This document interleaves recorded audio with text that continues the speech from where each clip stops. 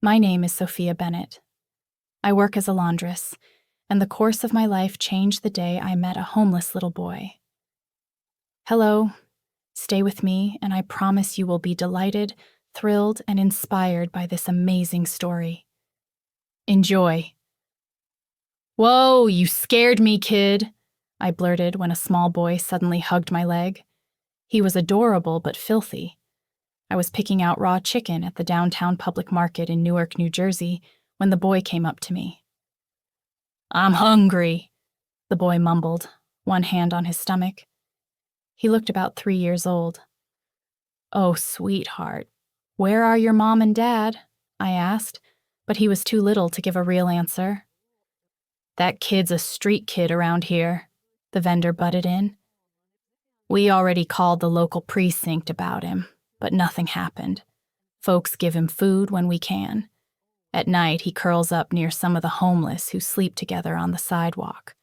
They probably feel bad for him, but they can't take him in. They just keep him nearby when he's sleepy. Oh, that's awful. Mom, here's my payment, I said softly. I'll feed the little one first. He's breaking my heart. Thanks, regular. Come again. The vendor smiled. I turned to the boy. Come on, I'll buy you something to eat. I offered my hand, and the boy, wide-eyed and trusting, took it, even smiling a little. You're so cute, I said, feeling a mix of joy and pity. I had no idea how a child that small survived street life. We went to a bakery just outside the market, and I bought him bread and a bottle of water.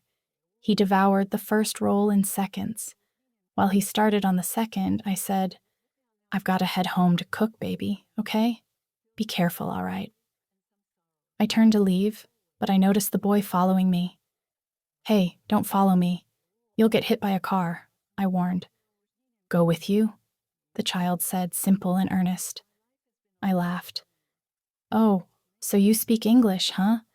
Maybe your dad's foreign. You're such a handsome little guy. Go with you. He repeated, still working on the words. You can't go with me, sweetie. People might think I'm kidnapping you, I said gently. The boy plopped down on the curb, so I kept walking until I heard footsteps again. Miss, watch your kid. Someone might snatch him. He's real good-looking even if he's grubby. A cab driver called from where he was parked, snacking on a sandwich. He's not my kid, I explained. I only gave him bread. Now he keeps following me. You should just take him home, miss, the driver said. You know there are people who grab kids around here. Some sell them to childless foreigners, lucky if it ends there. Others sell children to worse things. Please don't scare me like that, I gasped. I'm not joking. It's true. If I were you, I'd take him home for now and look for his parents later. Poor kid could get abducted. He held out a calloused hand. I'll be your witness. You didn't kidnap him. Name's Mr. Rodriguez. I've been driving a cab here 10 years. If you need me, I'm easy to find. Are you sure, sir? I'll take a picture of your cab plate just in case, I said. Go ahead. Take my picture too. Mr. Rodriguez chuckled. I've got kids and nieces myself. Kids like that, I can't take them in. I'm on the road all day, but I worry. Thank you, Mr. Rodriguez. I crouched to the boy's level. All right, I'll take you home and then we'll try to find your parents, okay? It's safer than leaving you out here. I took his hand and we walked together.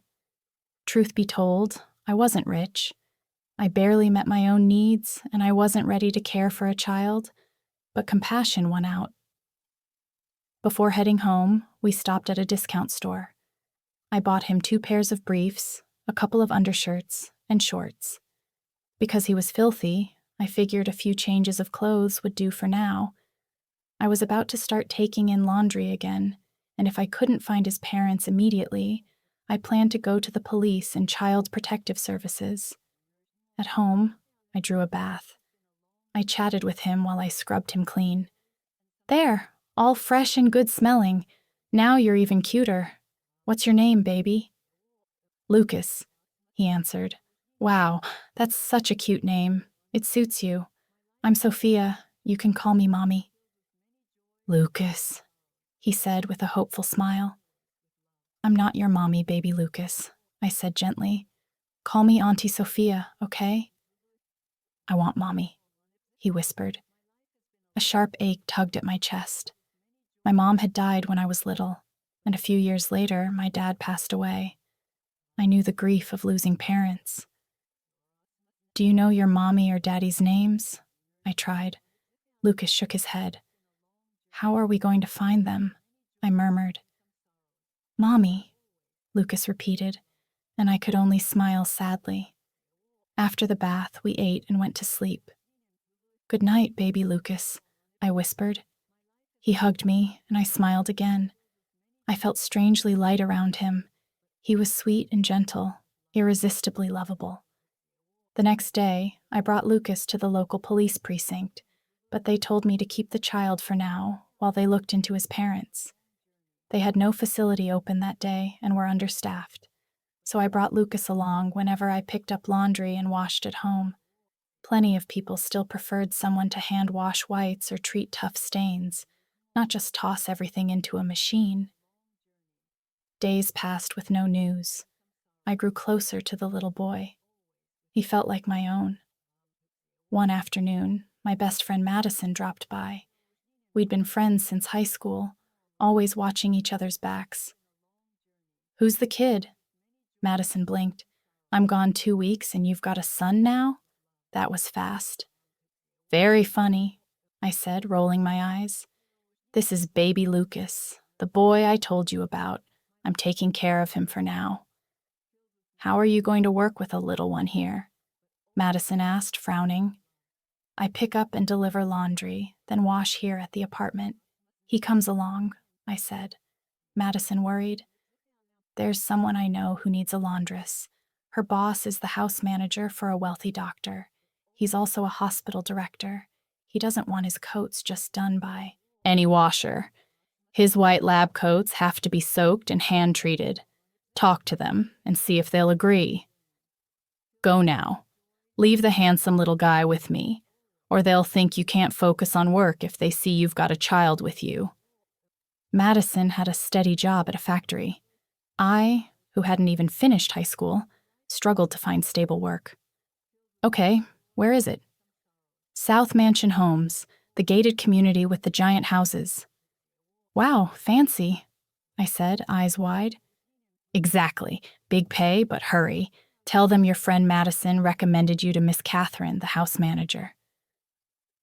Thanks, Madison. Please watch Lucas. I headed to the mansion. I was ushered into the living room. You must be Sophia, Madison's friend? Asked Miss Catherine. Yes, ma'am. Wait for Sir.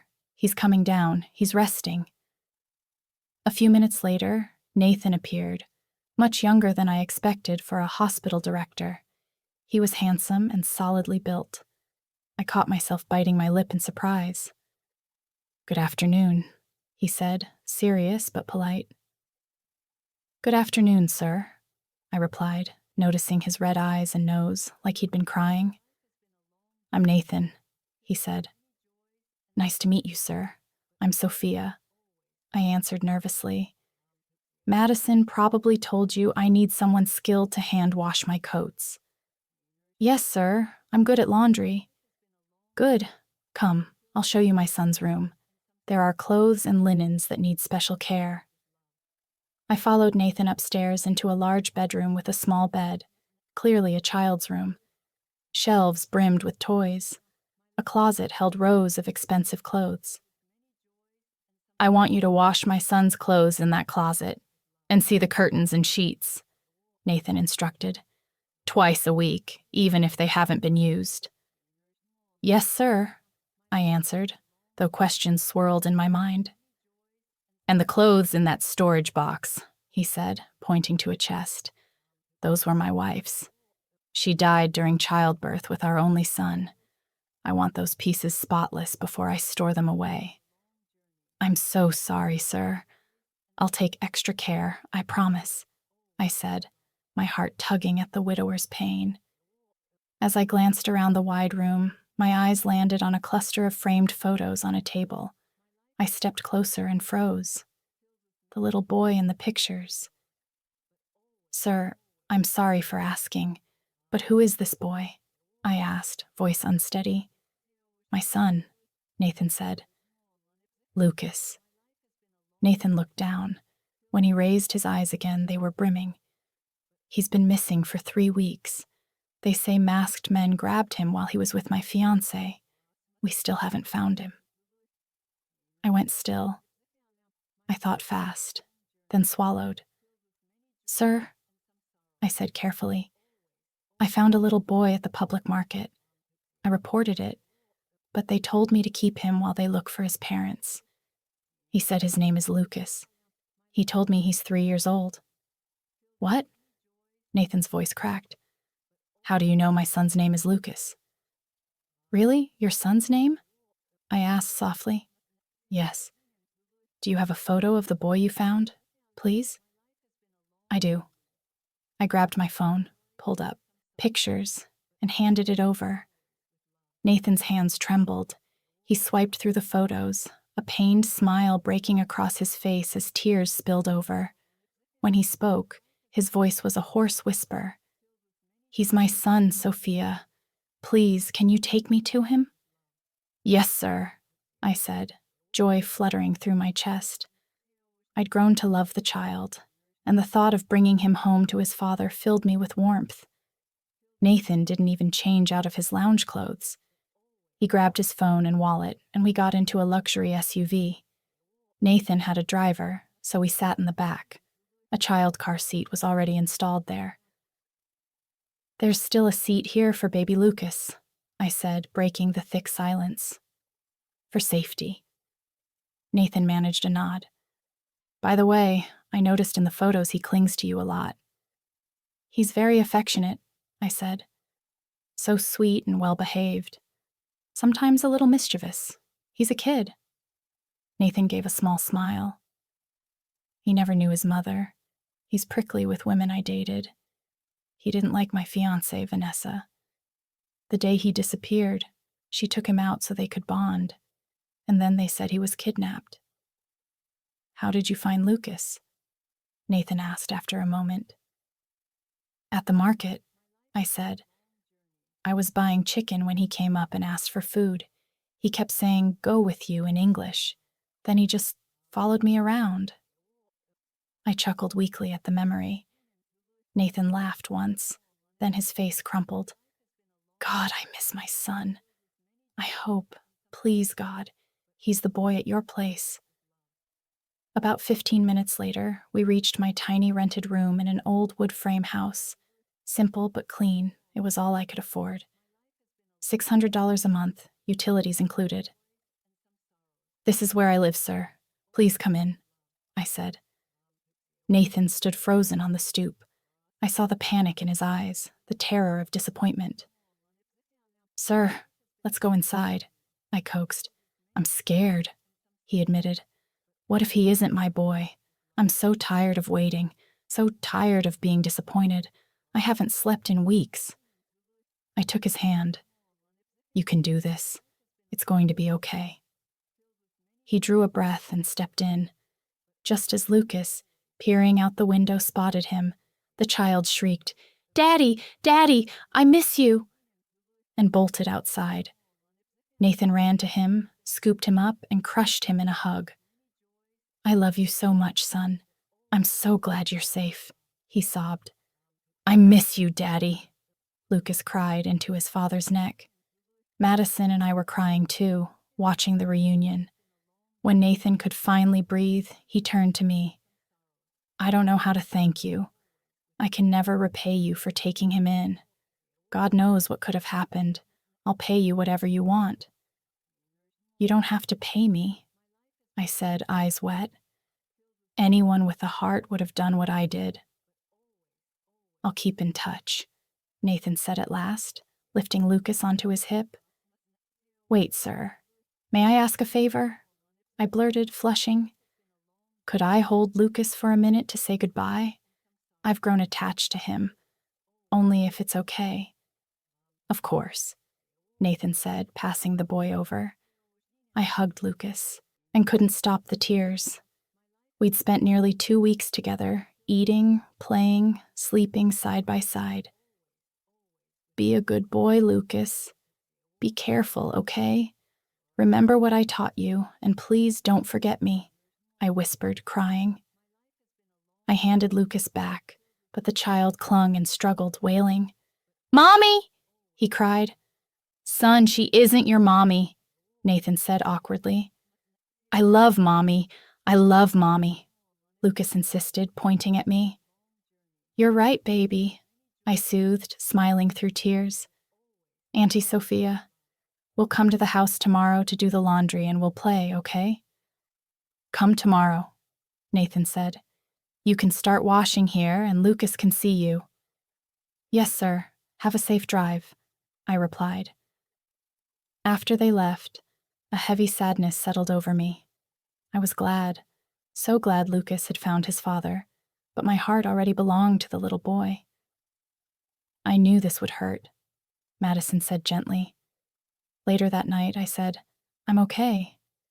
But when I lay down, I cried, wondering what Lucas was doing at that moment. I was used to him curled up beside me, tiny arms around my neck. The next morning, I arrived at the mansion early. We'd agreed on 11 o'clock a.m., but I arrived at 9. Nathan was in the living room reading the paper. He looked transformed, fresh, relieved, smiling. Good morning, Sophia. You're early, he said warmly. Sorry, sir. I just missed Lucas, I admitted. I wanted to see him before I start. No need to apologize. It's good you came early. He was looking for you last night. He couldn't sleep. He's used to falling asleep with you. He kept saying, Mommy, Mommy, Nathan said, amused. I keep trying to teach him to call me Auntie, but he insists on Mommy, I said, embarrassed. It's okay, Nathan said kindly. He's probably heard other kids say Mommy. He never met his own mother. His eyes softened. It's fine with me if he calls you Mommy until he has a new one. Our conversation ended when Lucas came thundering down the stairs. Mommy, Mommy, I miss you, he shouted. I swept him up. I missed you too, baby. Nathan's heart squeezed at the sight of us holding each other like family. Let's play, Mommy, Lucas said, tugging me upstairs. I glanced at Nathan. Go ahead, he smiled. Over an hour later, I started the laundry, and Lucas, just like before, sat nearby to watch. Nathan frowned in curiosity. Why does he want to sit and watch you wash? When he was with me, he always came along to pick up laundry and watched while I washed, I said. And when clothes were dry, he helped me deliver. I don't like leaving him with strangers. That's remarkable, Nathan said, voice tight with emotion. If he'd ended up with someone else, I can't bear to imagine. I'm just glad our paths crossed, I replied. Even for a short time, he made me happy, and I hope I made him happy too. Nathan smiled. Later, Nathan ordered pizza, fried chicken, and spaghetti, Lucas's favorites. We ate like a contented little family. When it was time for me to go, Lucas burst into tears, chasing after me. Don't leave me, Mommy. I miss you, he sobbed. I have to go home, baby, I soothed. I'll come back. Wait, the day after tomorrow. But he kept crying, inconsolable. I'm sorry, Sophia, Nathan said, rubbing his neck. I don't want to take advantage of your kindness, but he won't stop. Could you stay the night with him? He's been through a trauma, and he rests when you're there. It's no problem, honestly. It's a gift. I've missed sleeping next to him, I smiled. I used to read him a book, or we'd giggle and tickle each other until he fell asleep. Thank you, Nathan said earnestly. I'll double your pay for today to compensate. I'm doing this for Lucas. I cut in gently. Not for money. You're incredible, Nathan murmured. That night, Nathan peeked into his son's room before bed. Lucas was curled against me, my arm protectively around him. Something tender cracked open in Nathan's chest. He'd dated before, but none had been kind to Lucas, and those relationships failed. He was engaged to Vanessa, but something always felt fake about how she treated his son. In the morning, before I left, Nathan cleared his throat. Sophia, I want to talk about Lucas. Anything for him, sir, I said. I don't want to exploit your kindness, he began, but it's obvious you love him and he loves you. I'd like to hire you as his caregiver, if you're willing. Really? My face lit up. You'll accept? Nathan asked, surprised and relieved. To be honest, I said, blushing, since Lucas went home, I can't sleep. I'm used to holding him at night. Thank God, Nathan said. I can pay you $2,000 a month. That's too much, I said quickly. I can't take money for loving Lucas. Let me care for him for free. Just let me keep taking in laundry and do it here. He's used to sitting with me while I wash. You can pay me for the household laundry I do for you. You'd care for my son without pay? Why? Nathan asked, stunned. Because I love him, I said simply. As Auntie Sophia, just let me keep my laundry work. I still need income. Nathan exhaled. Fine. Thank you. It means the world, honestly. I'm terrified of losing him again. I feel safer when you're the one caring for him. You won't regret it, I promised. I'll do everything for Lucas's good. I went home to pack a bag. Nathan's driver dropped me off. As luck had it, Madison was there. Why are you packing? Madison asked, brow raised. I'm moving into the mansion for a while. I'll be taking care of Lucas, I said. He cries whenever I leave. So you're not a laundress anymore? You're a nanny now? Madison teased. I can't make money off Lucas. I love him. But I'll still do laundry, I said. So you're watching a child for free? Madison's voice jumped. Something like that. Oh no, you're letting your emotions run your life again, Madison scolded. And the dad, isn't he engaged?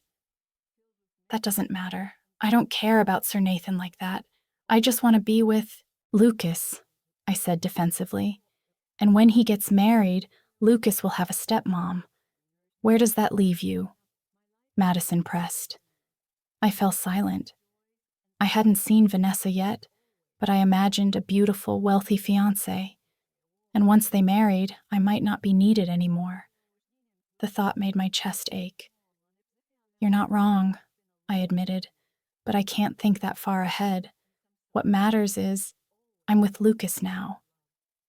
Don't set yourself up to get hurt, Madison warned. I need to head back, I said, avoiding the argument. They're waiting. Just don't hope for too much, okay?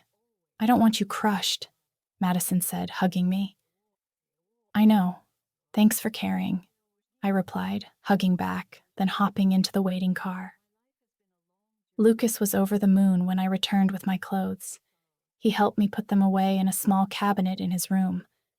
The first days passed smoothly. I cared for the boy, took in laundry, and did Nathan's washing as well. One afternoon, Nathan came home early from the hospital. Lucas was napping and I was folding dry clothes. I wore old joggers and a loose t-shirt, but my natural beauty still shone. Good afternoon, sir. You're early. Lucas is asleep. He got up at dawn. I smiled. Good afternoon, Nathan said, returning the smile. Meetings ended early and some patients canceled. I brought cake. Let's have a snack. Oh, no need, sir. That's too much, I protested.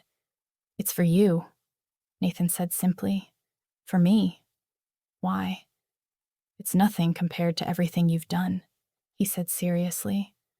I'm happy to do it, I murmured. We ate cake at the dining table, chatting. Lucas woke up, patted over, kissed his dad, then promptly climbed onto my lap and nestled in like a baby. Nathan's heart squeezed again. He really sees you like a mother. What happens when you marry and have your own kid? Nathan teased. It was a joke, but Lucas understood and burst into tears. Mommy is mine! Hey, baby, I'm here, I soothed, rubbing his back. Since I'm home early, Nathan said, thinking fast, why don't we take Lucas to the mall? Mall! I want the mall! Lucas cheered, face lighting up. All right, I laughed. Laundry's done anyway. We got ready and left. Lucas picked out some toys, then we grabbed dinner. While we ate, a doctor from Nathan's hospital, Dr. Mitchell, stopped by our table. Good afternoon, Dr. Grant.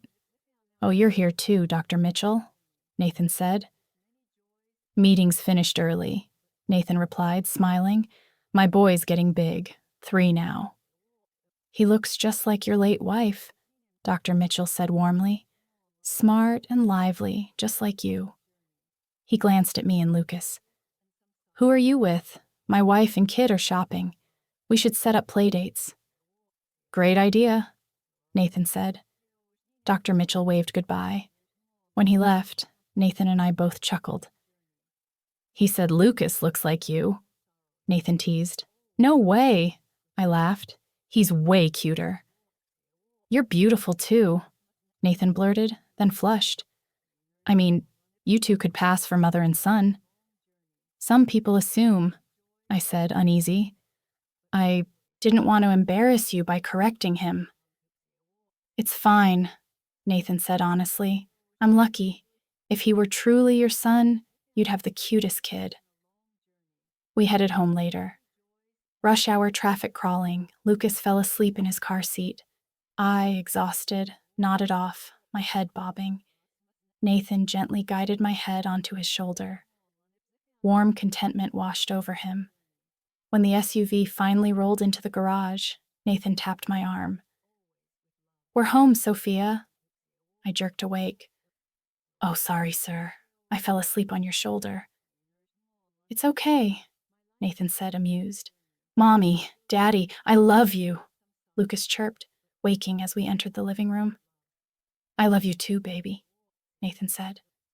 Love you too, baby, I echoed, then caught myself, cheeks flaming. Nathan only laughed and let me off the hook. We watched Lucas unwrap his toys from the sofa like 2 proud parents. Nathan sneaked a glance at me and felt the truth settle. He loved me. But how could he move forward when he was not free?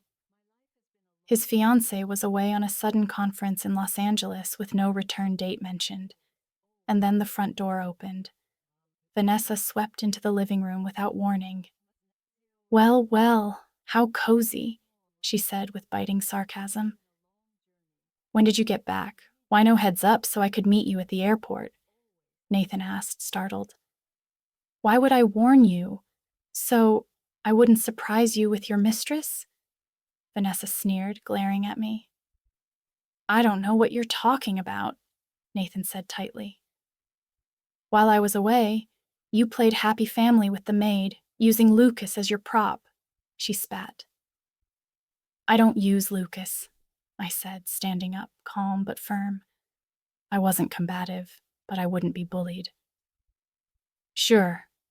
Who wouldn't love the only heir to a billionaire father's fortune? Vanessa shot back. That's not true, Nathan snapped. Sophia saved Lucas's life. That's why they're close. Are you stupid or mean enough to believe her? I've got ears everywhere, Vanessa scoffed. At that moment, Lucas, who'd gone to the kitchen for cookies, came back and saw Vanessa. He burst into tears, pointing at her. Nathan scooped him up. I don't like her, Lucas cried, pointing again. See? You brainwashed him, Vanessa snarled at me. I don't even know you, I said steadily. How could I have taught him anything about you? Wan Yuan, Lucas insisted in his toddler way, still pointing. What is it, son? Nathan asked gently. What do you mean? Left me?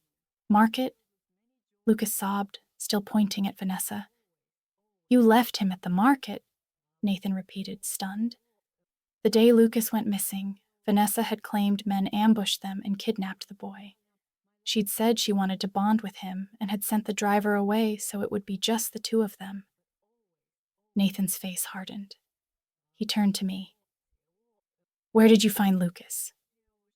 At the Riverside Public Market, I said. I'm going to the authorities, Nathan said, ice in his voice. We'll pull the CCTV. You don't trust me? I'm your fiancé, Vanessa sputtered, hands slick with sweat. We're talking about my son, Nathan said. If you loved me, you'd love him. You'd be a second parent to him. I felt something off in how you treat him, but I kept giving you chances. This is insane. I don't have time for this, Vanessa snapped and stormed out. Without telling us, she headed straight for the airport. The next morning, Nathan and I were at the police department early. The officers pulled market security footage. There, in high definition, was Vanessa's luxury car pulling up. The passenger door opened from the inside. Little Lucas climbed out and the car drove away, leaving him crying on the curb. Nathan broke down, shoulders shaking. The case against Vanessa moved forward immediately. Back home, Nathan sat pale and dazed on the edge of the sofa. Are you okay? I asked softly. My son's life was in danger because of me, he said hoarsely. I didn't see who she really was. I feel so stupid. Don't blame yourself, I said. You're a victim too. What matters is Lucas is safe now. We help him heal. I don't think I can ever marry again, Nathan said quietly. What if I choose someone who can't love Lucas? Not everyone is like Vanessa, I said, heart aching for him. Maybe there's someone who loves him like you do, Nathan said, attempting a joke, then swallowed. Truth is, I'm falling for you. I held back because I had a fiancé and I don't cheat, but I want you to know there's a place for you in my heart. Someday, I hope I'll have a place in yours. Vanessa just walked out of your life, I protested, flustered. It's too soon. I don't want to be a rebound. I'm not rushing. I just wanted you to know how I really feel. My cheeks warmed.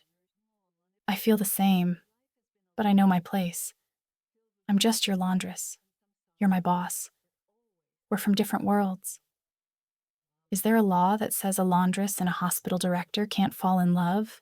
Nathan asked, half smiling. Vanessa and I were from the same world. Were we happy? Sometimes. But her priorities were parties, jewelry, cars, real estate. That's not me. I want family. And you've seen how that ended with her hurting my child. My eyes softened. You make a good point. Rest, Nathan said. We've done enough for one day. Thank you. If you hadn't been with me and Lucas, I don't know how I'd have survived this. I'm happy to help, I said, meeting his gaze. Days passed, and Nathan and I grew even closer. Both of us were free now, with nothing standing in the way of whatever might blossom between us. I still slept in Lucas's room, but I no longer took outside laundry jobs. I focused on caring for the boy.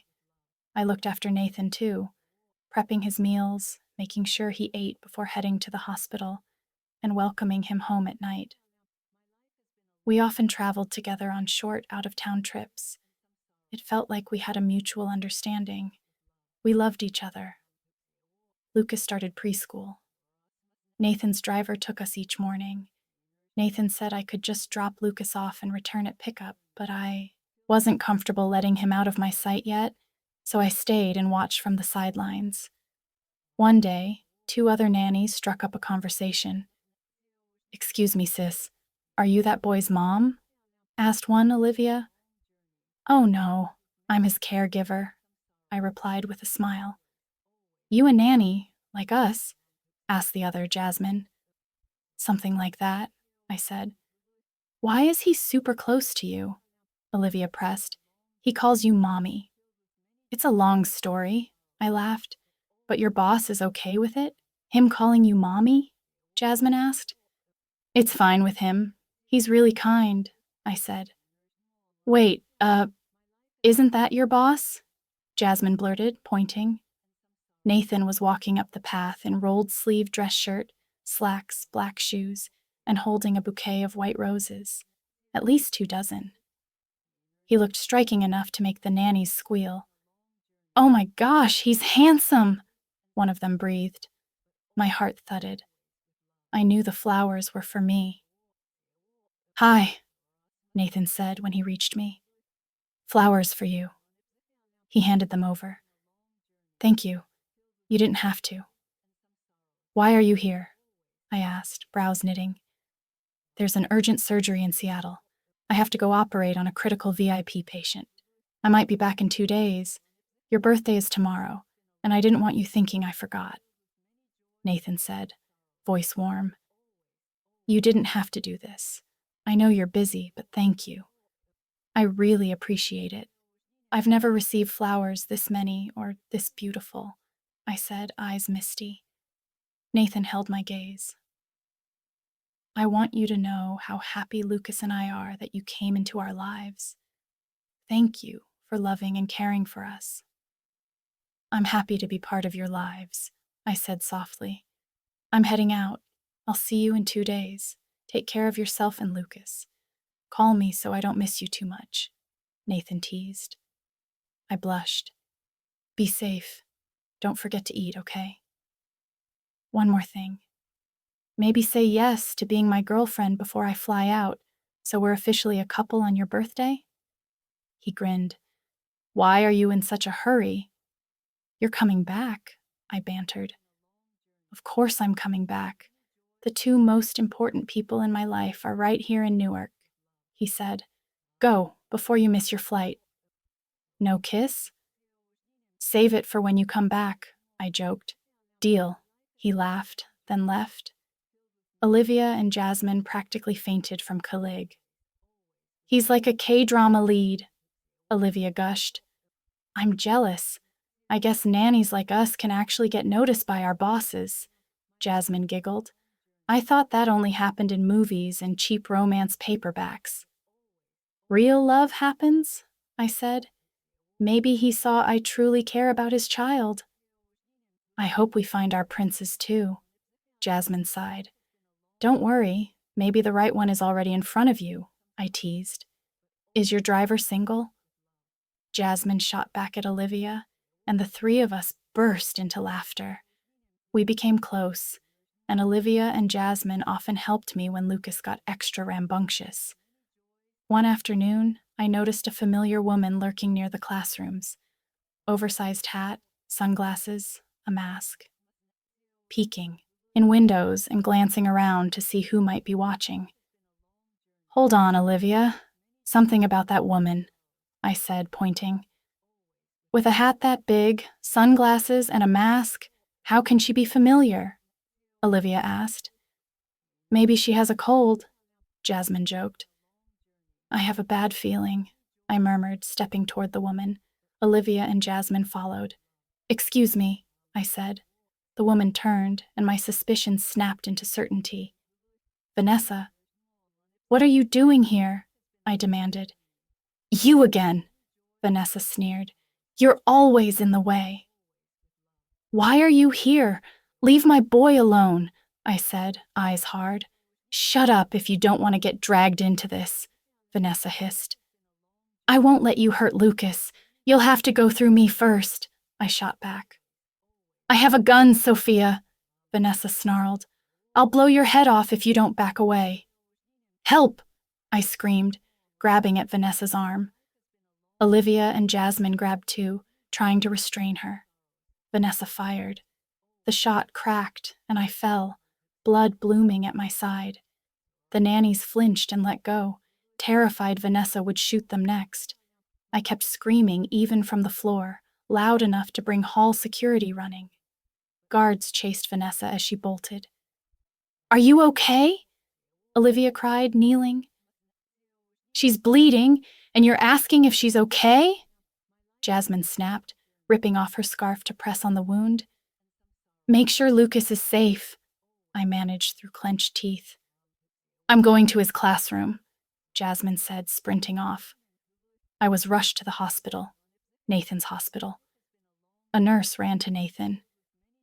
Doctor, emergency patient named Sophia is asking for you. Nathan's stomach dropped. He hurried to the ER where doctors were already at work. What happened? He demanded. Vanessa came to the school, I whispered, weak from blood loss. Doctor, please wait on the side, another physician said firmly. Policy. You can't treat someone you're emotionally involved with. Nathan stepped back, shaking, while Olivia filled him in. Sir, your son is fine. Sophia saved him. Vanessa tried to get close to Lucas, and Sophia intervened. She took the bullet. I know. Thank you for helping, Nathan said, voice raw. I'll send the driver to get Lucas now. I underwent surgery. The wound wasn't catastrophic, but the bullet needed to be removed from my side. I woke later in a private room. Where am I? Where's Lucas? I asked, panicking. Nathan hugged me carefully. He's safe, thank you. I sagged in relief. Good. They caught Vanessa, Nathan said. Yes, at least now we'll have peace. You saved Lucas again. I don't know what I'd do if anything happened to you. God won't abandon me, I said faintly. But, I know you won't stop worrying, especially since you still haven't said yes to me, Nathan tried to joke. You're thinking about that now? I laughed weakly. I'm the lucky one for knowing you, Nathan said. I won't let you slip away after all you've done for me and my son. All I want now is to love and take care of you. Will you be my girlfriend? I'll say yes on one condition, I said, eyes twinkling. Anything? Nathan grinned.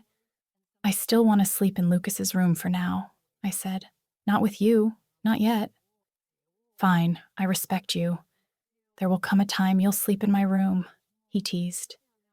Ambitious, I shot back, and we both laughed. We became a couple.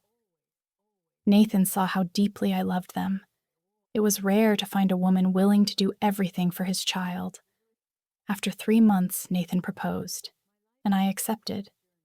Nathan helped me return to school, and when I finished, we planned for a baby, wanting first to save time with Lucas. Our family was peaceful and happy. In gratitude for their help, Nathan paid for Jasmine and Olivia to complete 2-year programs, which led to better-paying jobs. When I gave birth to a bouncing baby girl, both Jasmine and Olivia stood as godmothers. Some people believe in good and bad karma, that what goes around comes around. The good we do returns to us, and kindness clears a path toward a brighter life. In my case, everything began with kindness, and I was blessed with a joyful family and a comfortable life. Thank you for listening. If you made it here, tell us what you thought in the comments, and don't forget to subscribe to the channel and turn on notifications so you don't miss any of our new content. Every like, comment, and share helps us keep creating amazing stories for you.